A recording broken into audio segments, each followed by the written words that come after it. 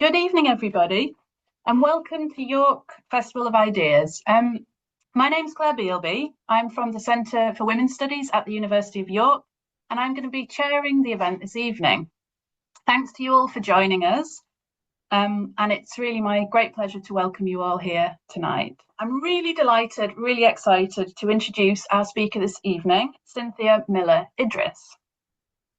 Cynthia Miller-Idriss is a sociologist and professor in the School of Public Affairs and the School of Education at American University, US, where she's the founding director of the Polarization and Extremism Research and Innovation Lab, acronym PERIL. An MSNBC columnist and a regular commentator in US and international media, Miller-Idriss is the author of, among a host of other publications, Man Up, The New Misogyny and the Rise of Violent Extremism, published last year, 2025, by Princeton. And of course, she's going to be discussing this book for us this evening. Cynthia, over to you. Great. Thank you so much, Claire, for that introduction, and thank you all for being here. I hopefully you can hear me. If there's any problems, someone will let me know, but I'm happy. I'll talk for about 35 minutes, and then we'll have plenty of time for question and answer. And so I look forward to hearing your thoughts and your queries and questions as we move forward. I will say that this is, as Claire said, one of many books I've written. It's my fourth sole authored book, and I've done some other co-authored books as well, co-edited volumes. And I really did not focus sufficiently on gender or on misogyny in my previous work. And I sort of opened the book with an apology to the field, but also explain why I was sort of irritated that I didn't think it should need its own full-length subject in the field of violence prevention, because many other people were saying this. People had been saying this for a long time, including Black feminists, writing since the 70s about the relationship between white supremacist extremism or racism and misogyny, for example.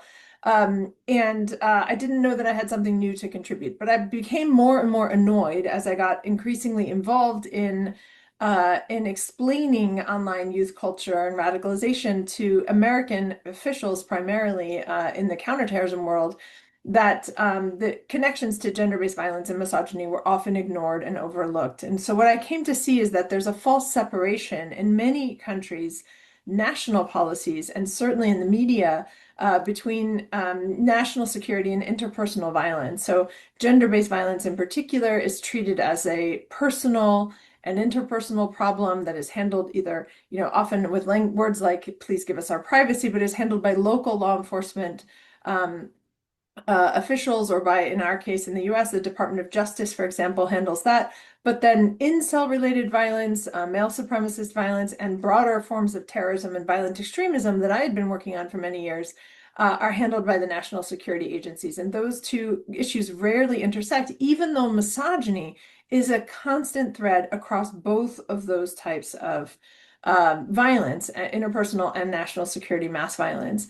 And I should say it's really important to understand the way I define the word misogyny is that it is not in its colloquial usage, which is the hatred of women. I use instead the philosopher Kate Mann's definition, which says that misogyny is the law enforcement arm of the patriarchy, meaning it is, along with sexism, which is a set of attitudes and beliefs that justify unequal treatment between men and women, misogyny polices the gendered norms and expectations that are required to uphold patriarchal distributions of power. The reason why I think that's really important is because it means that women do it as well as men, and it also means that men and boys are subject to some of that same gender policing, often in the form of homophobic bullying. And so I'll talk a little bit about that later in the talk.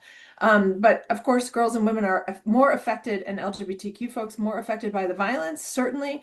And most of that violence comes at the hands of men, but it is a sort of broader collective societal problem around gender policing and the policing of gender norms and expectations that often creates these vulnerabilities. So this invisibility of the problem of gender-based violence and misogyny as foundational to violent extremism is what finally led me to write the book. And the real tipping point for me was when the Biden administration, and this will be hard to see, but I'll highlight in just a minute, released a new classification system for domestic violent extremism in the US shortly after the attacks on the US Capitol on January 6, 2021, in which they tried for very good reasons to get away from the idea of far right and far left violence, and instead offered three columns, three categories of types of mass violence or domestic violent extremism in the US. One, which was sort of identity related types of extremisms or issue related, so racially and ethnically motivated violent extremists, but also animal rights extremists, environmental extremists, abortion related extremisms in one column, and then a second column of anti-government or anti-authority extremisms, which include both the unlawful militias and also the sovereign citizens and anarchists. So again, trying to hybridize or blend the far left and the far right. But that left them with a big category called all other terrorisms or all other extremisms, which stunned me. I couldn't believe that this is where sort of all extremisms related to gender, to sexual orientation, to prejudice related to gender fall, even though what I came to learn is that in the US, 60% of mass violent attackers since 1949 have a documented history of domestic and intimate partner violence. That's on a criminal record level. So their documented criminal history of domestic and intimate partner violence later escalates into mass violence. That doesn't even include the 50% of domestic and intimate partner violence that goes unreported, or things like sexual assault or rape threats, or stalking and harassment, online misogyny. So once I started looking into it, I actually initially could not find a case. Eventually, I did find a case or two where a mass violent attacker, shooter, or terrorist in the US context did not have a history. I couldn't find anyone who didn't have a history of some sort of gendered motivation, gender-based violence, even though it's not reported that way. So I'll talk a little bit about some of those cases in a minute, also globally. And it's at a moment with rising domestic violent extremism, including male supremacist attacks like incels. We'll talk about that. We are in a moment when women's engagement is increasing. There's a well-documented crisis in sort of men and boys' well-being that has created some vulnerabilities to the propaganda. We're in a moral panic around LGBTQ issues, meaning the censorship of books in the US and elsewhere, and significant anti-trans violence. And yet gender gets literally relegated to other. So the argument that I make throughout the book is that gender and misogyny are foundational to extremism and its violent outcomes and have to be considered in that light. So just to give you some examples from the US, and then I'll briefly cover some global ones as well. A lot of mass shootings that we talk about in the US as school shootings or university shootings or workplace shootings actually have a significant misogynistic or gender-based motivation. So shootings like the Parkland, Florida high school shooting, which made a lot of global attention. It was a terrible high school shooting several years ago, and just before that perpetrator went in, and by the way, I never name the shooters or the attackers, so I always refer to them by the location. Just to avoid giving them any additional attention or infamy that they wanted. But that shooter, before he went in to enact that crime, praised the shooter who had previously attacked a sorority in Santa Barbara, who was an incel who became a kind of inspirational source for others. But because he didn't target only women in that shooting or girls in that shooting in the high school, it was never identified as an incel related shooting, but it's a good example. This is true of a Annapolis, Maryland newsroom shooting, which got written off as a workplace shooting or workplace attack, but the perpetrator, had been stalking and harassing women dating back to high school.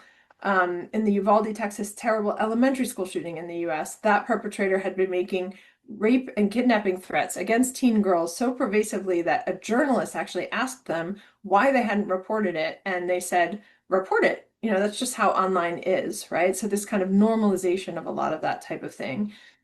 And finally, lastly, I'll give you one other example of where it's not only misogyny, but also other forms of gender-based motivations. And here I have to say something terrible because I'm going to quote the shooter, but so just a bit of a warning there. The Charleston, South Carolina church shooting, in which 9 African Americans were killed in a church peacefully worshiping in the US. While that white supremacist was enacting that crime, he said, "I'm doing this because y'all are raping our women."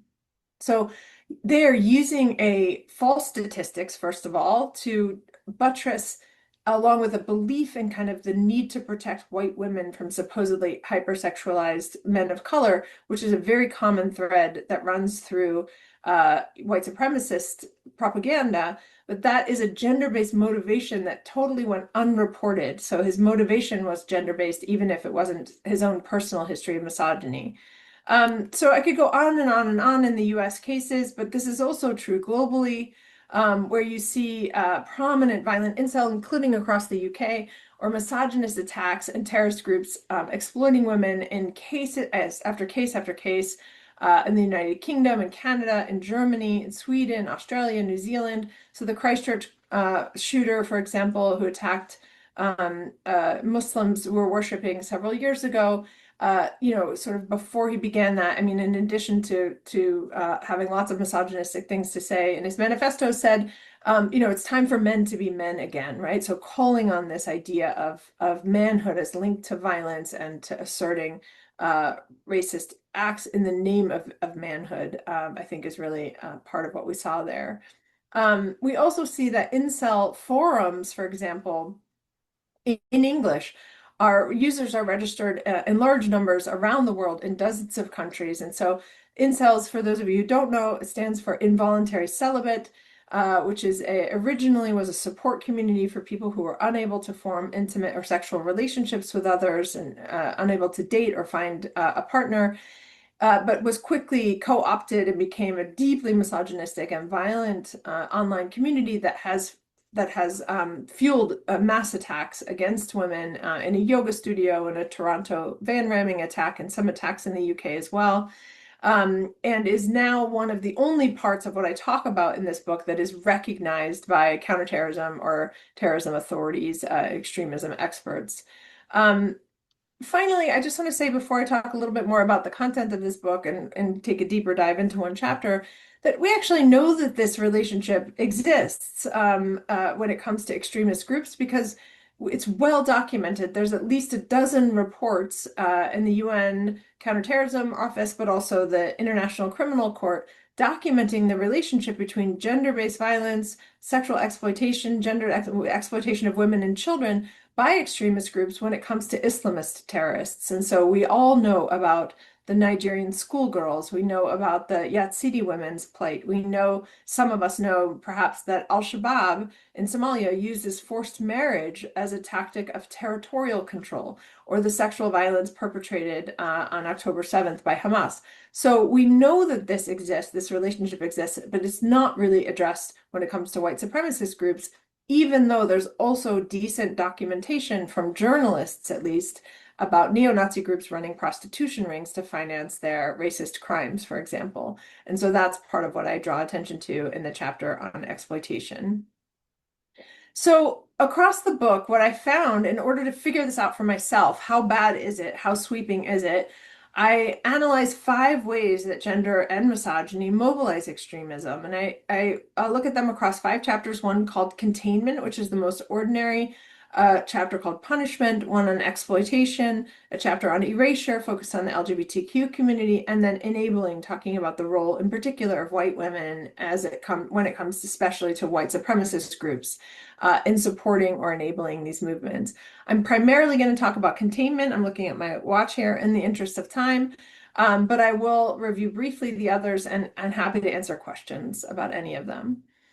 So when I'm talking about containment, it began actually this chapter with a pattern I started to recognize in my own hate mail, which is almost all of which comes from men. And sort of to my surprise, I realized, and started with this guy in the lower right-hand corner on my screen, it might be the left-hand corner on you, after I was on CNN talking about the attack on Nancy Pelosi's husband.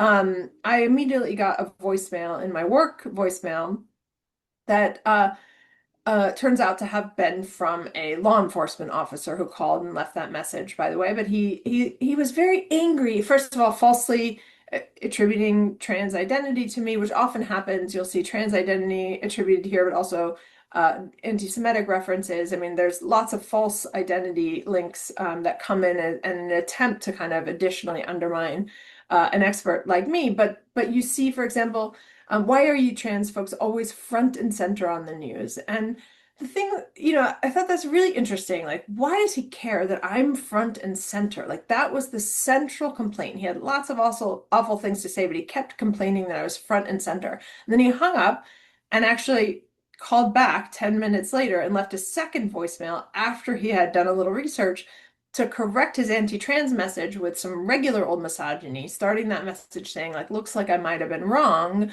looks like you might have, and he named a bunch of body parts. But his complaint stayed the same, that I was front and center on the news. So we keep a folder in my research lab of hate mail just for in case there's repeat offenders or repeat callers, messengers, and then, or if something has to be reported on. And so I started looking through it and sort of coding it to see how often is the hate mail containing something kinetic, some sort of motion. And it's almost every email that I get, almost every voicemail asking me to jump off a building, go back under the rock you came out from, get back in the shithole, stay in the shadows, go back to Russia. Go rub your hands together elsewhere, right? In an anti-Semitic reference, which is also interesting. Where's elsewhere? Or this guy in the lower left-hand corner on my screen, I'm asking you to get out, like quite polite actually, but didn't specify where I should go to or when or how. And this guy in the upper left-hand corner named Zach, who left a message saying, you'll never have control, I think sort of sums it up, right? The idea here is that these are all metaphors of containment. They're not unlike the chants of lock her up around Hillary Clinton or send them back against 4 congresswomen of color or get back in the kitchen or get into the closet, get back in the closet for LGBTQ folks. The idea is to contain, to keep in their place a group of people who are deemed by some men in this case to not deserve or be worthy of front-facing space. And so those metaphors of containment, I spend a lot of time in this chapter going through also slurs that are used to diminish, to belittle. So ordinary and everyday forms of misogyny that are aimed at containing and how that might create vulnerabilities in a cultural sense to norms that say women should not be front and center, and how that misogyny, that gender policing then plays a role. So at this point in the chapter, I also talk about some of the vulnerabilities facing boys and men that might make them more vulnerable to the types of bad actors, manipulative content, or propaganda they encounter that introduces kind of instructed victimhood around these ideas or weaponizes their grievances. And so I think it's really important to note that boys and men are not only the predominant perpetrators of violence, they're also victims of that same violence, often at the hands of other boys and men. I heard this weekend at a summit that 1 in 7 men globally are victims of sexual violence as children, but that the average age of disclosure is 56, right? So this incredible shame and inability to share that is even harder. I mean, women and girls, I think it's 1 in 3 now globally are victims of sexual violence, so much higher numbers, but more supports, more openness, more discussion of those types of things. So we're talking about domestic abuse, bullying, street fighting, violence, child sexual abuse, and other types of harms that come within a moment also, and it's a repeated moment. We had this same discussion in the 1990s, but around the struggling moment for boys and men in terms of high rates of what we call the deaths of despair. We're now at a moment when Gen Z suicide rates have exceeded the suicide rates for men of boomer men, which is not typical. That's the first time I've seen that.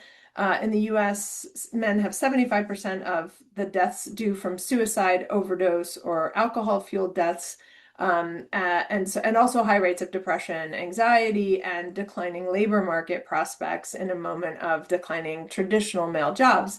I want to just say one thing about the loneliness factor, which is that there's a lot of talk about men's loneliness, and that's true. Men are lonely. The data is really bad. It's like 53% say they're lonely. Some are all of the time, something like that in recent data, but so are women. It's like a 1% difference in the percentage of people who are lonely. So we are all lonely in ways that hopefully we can address, and everyone here can walk away with one action point. It's to try to do something to address that sort of issue for yourself and your community, I think is important. What's different about men's loneliness and boys' loneliness is that it is weaponized online by influencers who often then paint women and feminists as the source of their problem. So there's a scapegoating function here that turns genuine male loneliness into a kind of weaponized grievance. And that's part of what I want to talk about when I get to the sort of pathways here into more violent episodes. There's no real reason why a crisis of manhood or masculinity, however you want to talk about it, men's mental health or well-being, should have become a crisis of misogyny. But that is what we have seen. There's well-documented surges in misogyny year upon year online since 2011. So high now that most women and girls in surveys just say it's part of the cost of being online, regularly, attacking women of politicians, athletes, harassment of Olympian athletes, of professional women in sports, and including now, I just heard earlier today, surging harassment of women athletes in university settings as well, with online harms. The data on this that's just come out from King's College, actually, in their Ipsos study is very sobering. That data shows that something like it's 33 or 34% of Gen Z men now say that a wife should always listen to her husband and the man should have the final say in household decisions, for example. That's compared to 16% of boomer men, so a doubling on Gen Z men's more conservative and retrenched gender norms in marriage. And disturbingly, it is 18% of Gen Z women who agree with those statements across 29 countries, as on an average, by the way. 29, it's 18% of Gen Z women compared to 6% of boomer women. So it's tripled for women as well. Still, it's about double for Gen Z men compared to women. And what that means is that we're seeing a large gender divide on issues of women's rights or gender equity, and a declining level of support among young men compared to older men for those rights. Part of how that happens, and I talk about three pathways in this chapter on how ordinary and everyday forms of misogyny start to become channeled into more violent outcomes, especially on the mass violence side. One is through online gaming. There's a lot of work being done at the intersection of online gaming and extremism right now that has shown it's not the games themselves that are the problem. Even narratives that involve a lot of violence or game modifications that involve violence have not been provably linked to violence in the real world in any study, with any significance. But there is really good work showing that the in-game chats are incubators of misogyny and racism, that the experience of homophobic bullying in those chats and of just all kinds of gendered harms and policing, from ordinary youth play like a girl to much more significant threats and sexualized harm, is ubiquitous. It is just a ubiquitous part of the gaming community. And so there's a lot of work happening now in various NGOs trying to interrupt that and provide more training for moderators to try to figure out ways to interrupt that. Another pathway I talk about is memes and short form videos that make humor or aesthetically pleasing images part of the story in which they communicate kind of both racist and misogynist or violent ideas. And finally, the pathway I want to spend just a little more time on, because I think it's the riskiest right now, is the self-help forum or self-help search, which is where teenage boys in particular often will search or chat in an AI chat for information on usually one of three things. It's fitness, finance, or relationships, essentially. What the organization Movember has called being the quest to be relentlessly ripped and rich. And they, within 4 minutes of running any kind of search that codes them as gendered, including for cars or sports, within as little as 4 minutes, as many as 27 minutes is what I've seen across various studies, young men and teenage boys get content that is deeply misogynistic, known as the manosphere, which you may now be familiar with from the movie, the Netflix show Adolescence, or from the Louis Theroux documentary on the manosphere. But they get that very, very quickly. And then if you hover over one of those videos, even for a few minutes, you get more of them. If you watch one all the way through, within 2 to 3 hours, the majority of their feeds are full of that. And in the interviews I've done with young men around the world now, we're hearing all kinds of every other ad is testosterone, just the constant kind of pressure to be bigger as part of the transactional nature of dating that is presented to them, and also the influencers that really position violence against women and the dominance and aggression of men as the only pathway forward to success as an adult.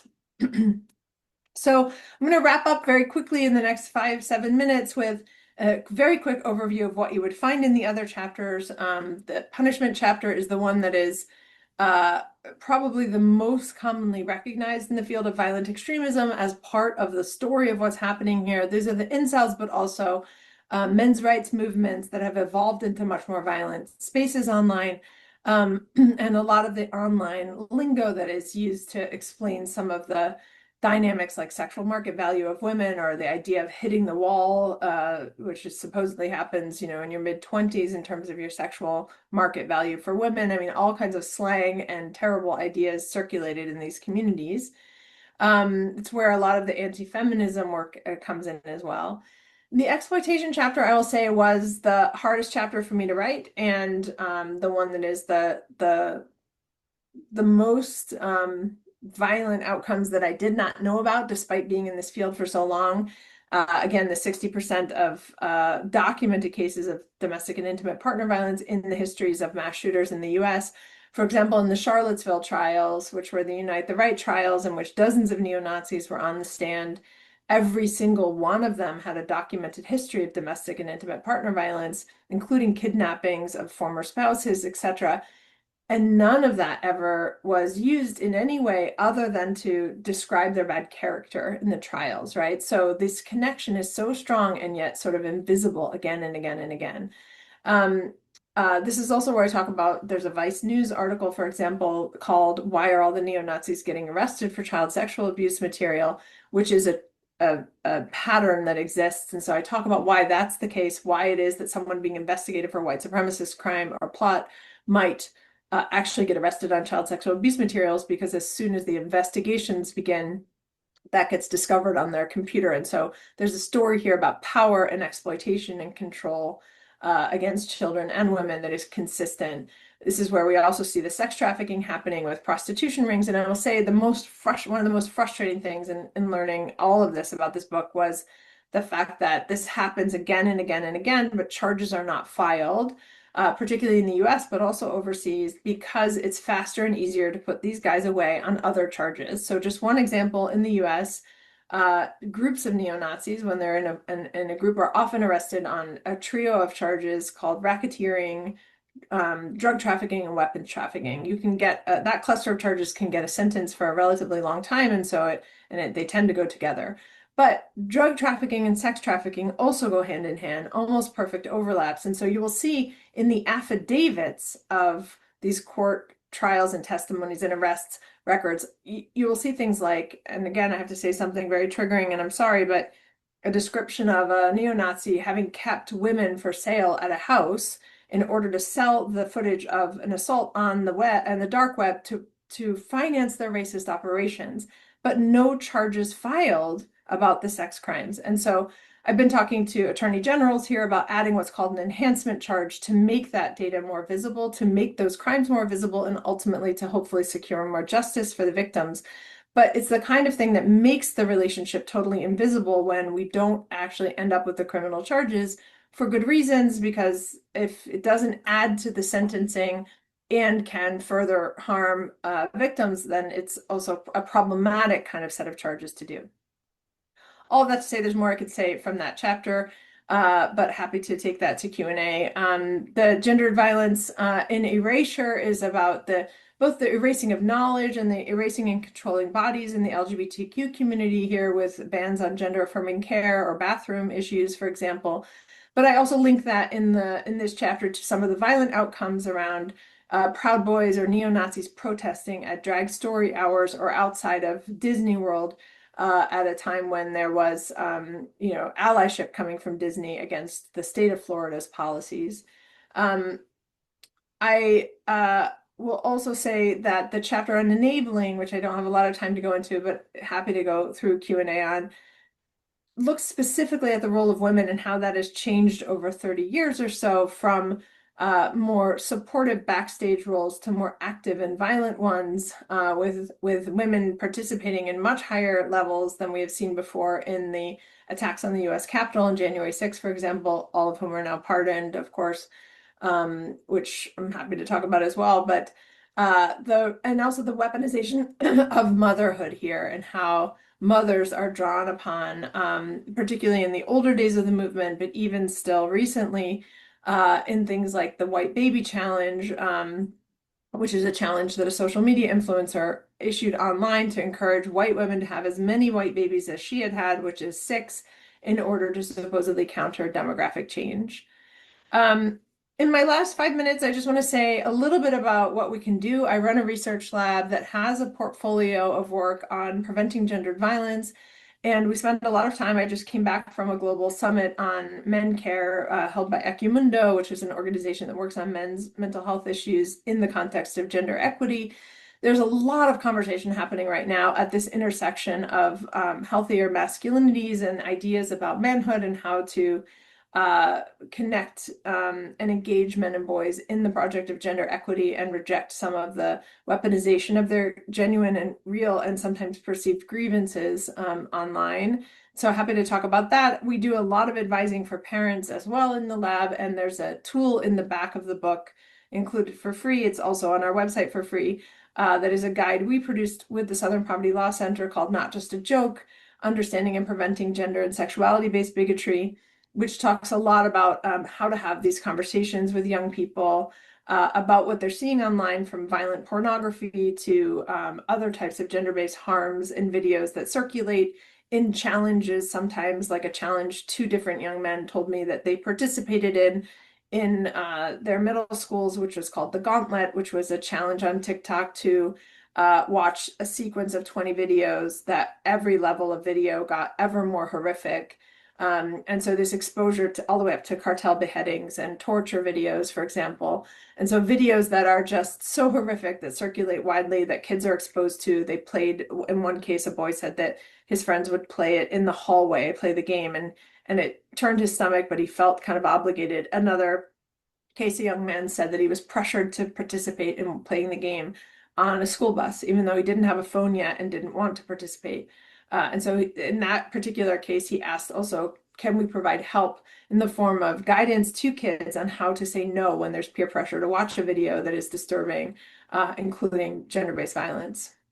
So I think I will stop there just to say I'll leave for just a minute up for anyone who's interested, the website to my research lab that has free tools. All the tools on there are free for parents, caregivers, teachers, mental health counselors. We do a lot of short form video work as well, including around these issues of misogyny and male supremacy. But the takeaway from the book overall is that the prevention of mass violence itself will only work if we also focus on the misogynistic and gendered dimensions of violence, including in everyday and interpersonal forms. It is the kind of thing that sounds sort of ordinary, but has been denied by my side of the field for a very long time. And so I think it's hopefully we're starting to have these conversations in a different way. And I hope this conversation continues as well. Fantastic. Thank you so much, Cynthia. I mean, wow. First of all, impeccable timekeeping. Second of all, I've read the book. And I'm very impressed by how much you packed into 30, well, however long it was. Really fantastic. It's a fascinating book. It's a horrifying book. Thank you so much for giving such a comprehensive account of it and kind of window into it. So we've already got some questions coming. Just to encourage you all, please do feel free to ask any questions. First of all, Lena, and this is a kind of clarification, I think. You mentioned Norway, Cynthia, with reference, I think, to mass shootings. Was that the Utøya attack? Yeah, I mean, it's that, but also there have been other attacks, incel-related attacks in Norway.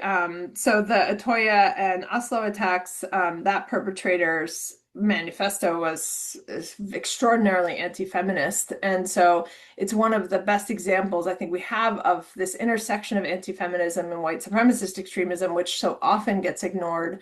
In our lab, we find the most common intersection in the propaganda mapping that we do in order to create tools is anti-Semitism and anti-feminism. And I have a podcast that goes with Man Up that's free on Spotify and Apple, and it's a media production company that we work with called Long Story Short offered to create it, and it was just an incredible privilege. I got to interview people and have conversations who I thought would illuminate and elucidate some of the issues in each of the chapters.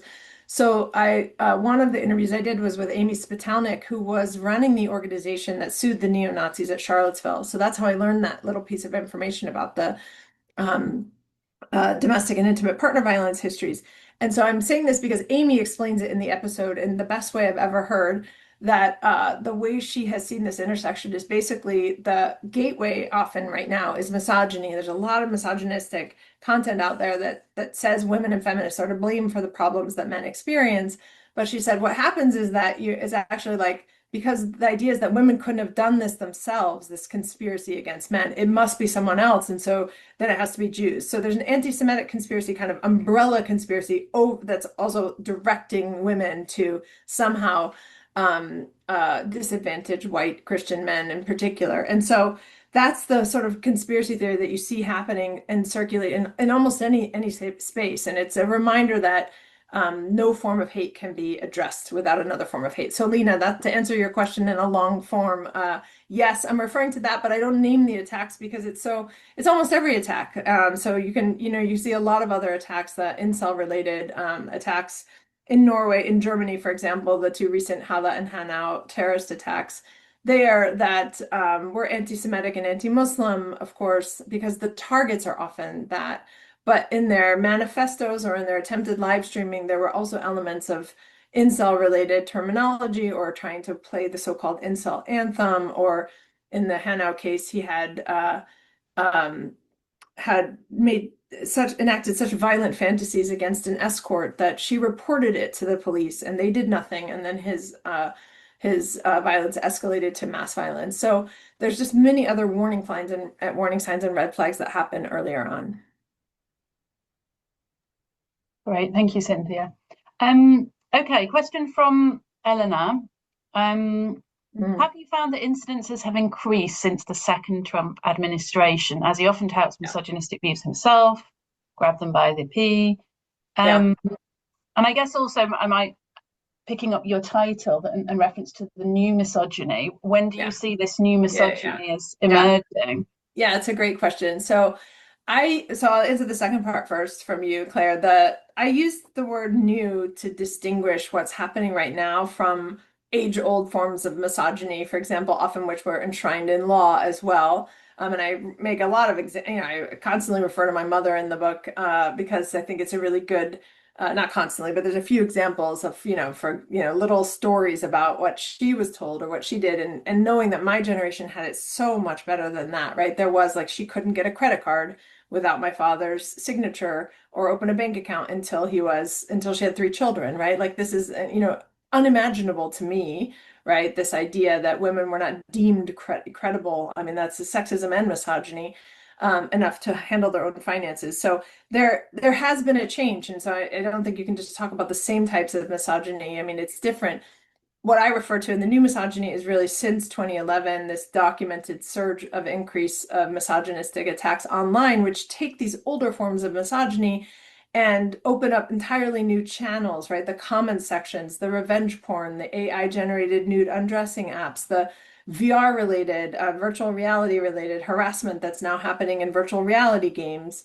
There's a whole new categories of hate and harm, the disinformation campaigns against women politicians that are gendered with false claims, the false images sometimes, and AI generated videos and false reports that have undermined elected officials and candidates.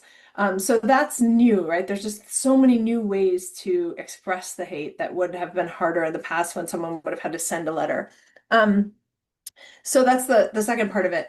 Elena, yes, I mean, yes and no. So the terrorism cases absolutely, continue. This recent terrorist attack in San Diego on a mosque, for example, those manifestos and letters left by the perpetrators were deeply misogynistic. They described themselves as incels, but they were also anti-Semitic and anti-Muslim and anti-immigrant. I mean, it's everything mixed together. So the misogyny this time, for the first time, not right away, but within about 2 weeks, we did have like a PBS News story or an NPR National Public Radio story analyzing the misogyny, right? That's one of the first times I've seen that. So I think there is more attention and more awareness of it now than there was.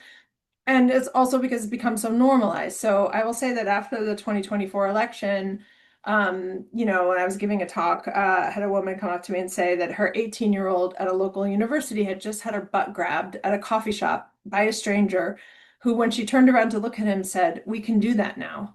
So this kind of, I had a 13-year-old, a mother of a 13-year-old in a local middle school said her daughter was told to go put on her handmaid's dress. And I had a mother of a 10-year-old tell me that her daughter was told by a 10-year-old on the playground, it's your body, my choice, right? Again, this chant that came from a white supremacist online on the day of the election, Nick Fuentes. It's unclear whether a 10-year-old even knows what he's saying when he says that, but it is certainly a ubiquitous surge immediately after the election. And then this kind of quiet piggy language from the president, the Secretary of Defense who says, we're going to have male standards again in the military, but also Mark Zuckerberg saying what we really need is more masculine energy in corporate leadership or in the corporate sector, right? So there's this sort of things you would never have heard even 10 years ago, being spoken normally by not just the president, but administration officials and corporate leaders. So that's a kind of retrenchment that is also part of the new misogyny, that it's a surge that is normalization, legitimation of it. And certainly, yes, that is also up since the Trump administration. Great, thank you, Cynthia. We've had a few questions about social media's role, but I feel like you've kind of just addressed that, so we'll perhaps leave those. Sharon says, great talk. Absolutely. Is there a general age when the research shows boys or young men become radicalized? And do you envision other countries following Australia's lead with a social media ban for under 16s because of toxic masculinity or other levels such as neurodevelopment? Yeah, great question. So, in my research pre-internet, pre-social media, I should say, with neo-Nazis and young men in and around violent scenes in Germany, which I spent 15 years doing, there I found the age of recruitment was between 11 and 14, sometimes 12 to 15, depending on, and it's almost exactly the same in the online world.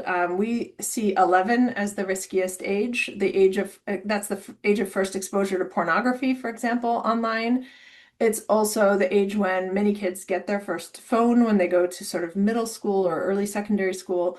And if they don't have their own phones, other kids do. And so they are exposed to other forms of gender-based violence and harm. These middle school games around the gauntlet are playing videos that are increasingly horrific. I had a parent in a talk in Sweden tell me about a 10-year-old son who had gone to a sleepover, and there was an unrestricted iPad there, and the boys played a game that was who could find the scariest video.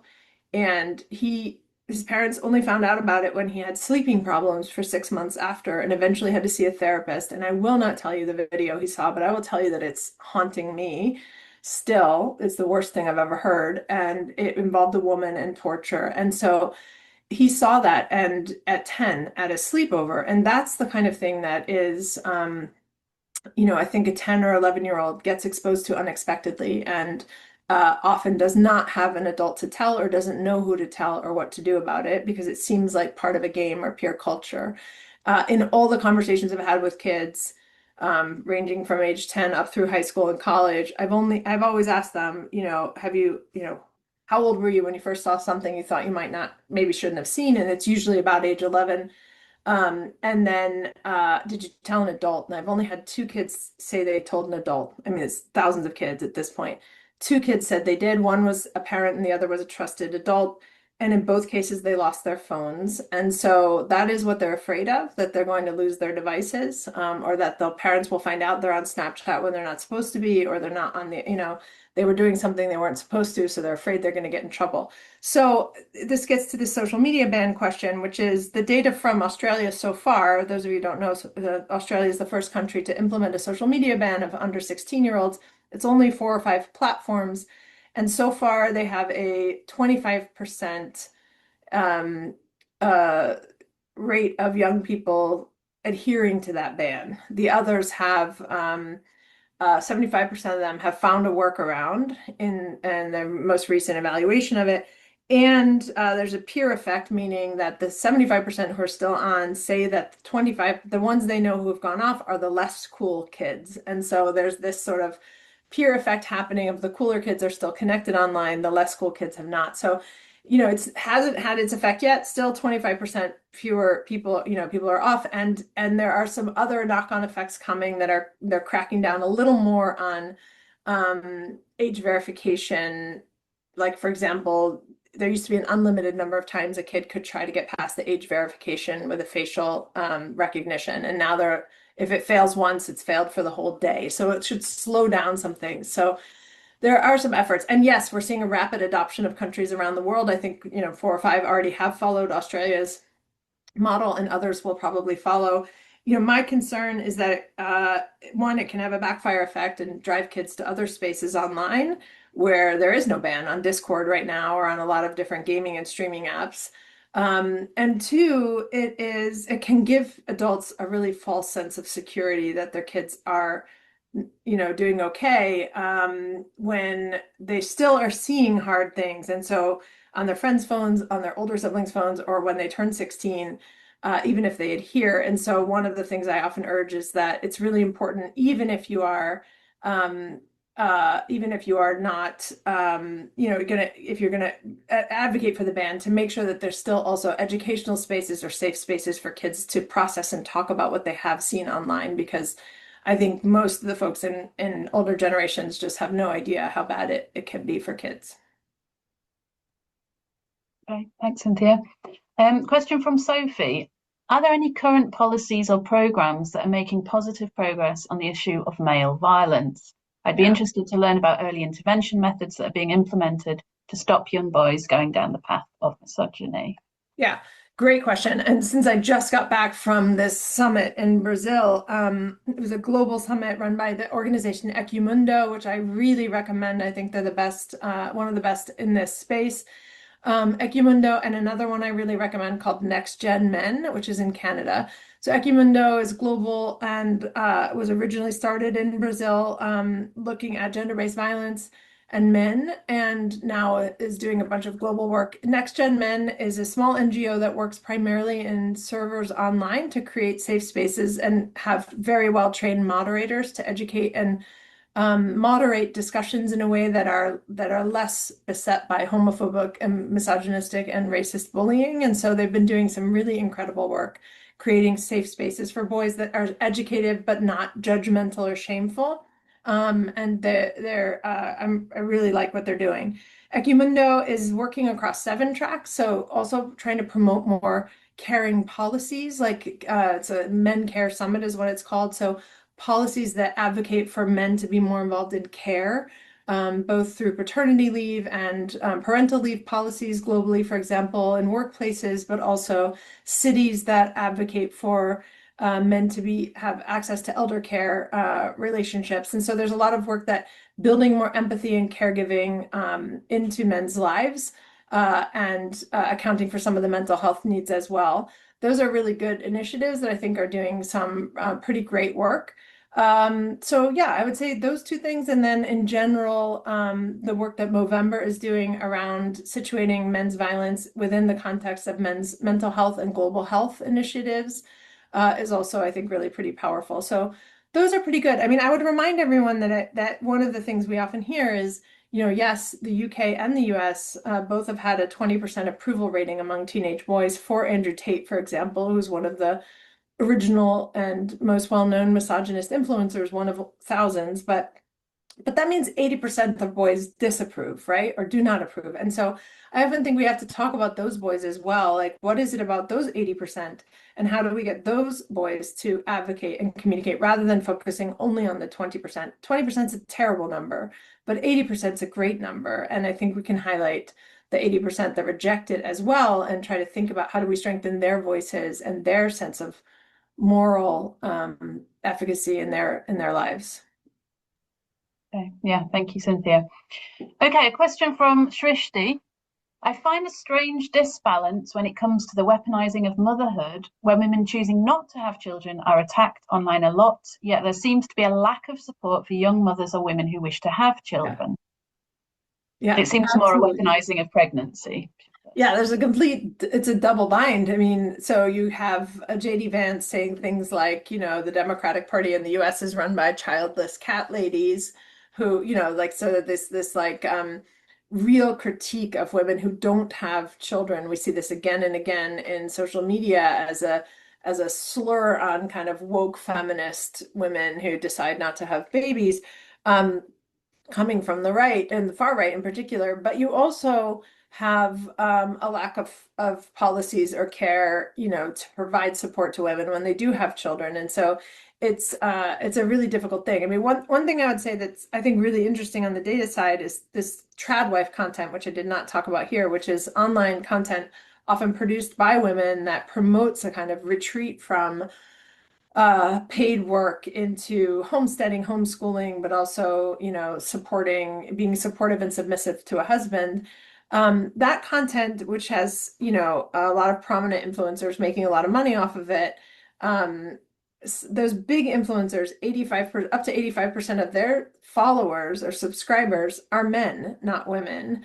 And I think that's a really important data point because there's a lot of talk about this tradwife content persuading women to drop out of the workplace, which there's no data showing that actually happens. But what it is doing is contributing to a fantasy among some men about being the provider or the protector with a submissive wife who takes care of all the home front items. And so, which, there's nothing wrong with a traditional set of choices for marriage if that's what you want. But the idea of these influencers kind of making a lot of money and selling this fantasy primarily to men, I think is a really interesting reversal of the way the media often talks about tradwife content.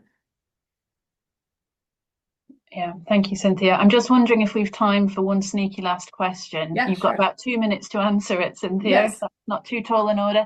Yeah, From hard to Karen, pick I've tried one. multiple intelligent conversations with those who clearly support the overlapping prejudices mentioned. I've increasingly realised facts and proof make no difference. How can we or anyone influence the minds of those who choose not to believe anything that doesn't support their intolerant beliefs? You've got I'm 2 minutes. I'm so excited I got this question because this is data I actually know the answer to this, which is what we find we do what's called pre-bunking, which shows that teaching people about manipulative content is far more effective than counter-arguing with facts. And that is data going back 40 years in the public health world around teaching adolescents about the impacts of fast food on their long-term health, for example. It's way more effective to show them how fast food companies effectively advertise and manipulate them into eating something that is not good for them than it is to tell them what their 20-year trajectory on cholesterol or BMI is going to be. So they then eat healthier because they don't like to find out they're being manipulated. So we do a lot of work on manipulation recognition in short form videos called pre-bunking, but we also urge parents to talk about that tactic as well. Think about who's getting you to subscribe to something, who's selling you something, who wants you to take a course, who's got a product like stale chewing gum to make your jawline stronger, which is a real product being sold to boys. That is manipulation and someone else profiting at your expense. And that turns out to be more effective than telling them why they're wrong. Well done for keeping to time. Absolutely fascinating. Wow, that's such interesting data. Okay, thank you everyone for asking, or those of you who asked, whose questions I was able to ask. Thank you so much for such great questions. I'm so sorry we didn't have time to answer or to ask all of the questions that were there in the chat. We do have to round things off now. So I just want to, of course, thank Cynthia once again for a really fascinating, brilliant, interesting, horrifying talk. Really, such an important topic. Thanks for answering questions as well. And thanks to everyone who's attended today, asked their questions, or simply been here in this space. Do check out other events coming up in the festival programme. And also just to say, if you'd like to purchase a copy of Cynthia's book, which I have read and very much recommend, you can buy the book from our partner bookseller, Fox Lane Books. And I think there was information on that in one of the slides right at the start, wasn't there? So yeah, thanks to everyone once again. Massive thanks to you, Cynthia. And I hope you all have a good evening.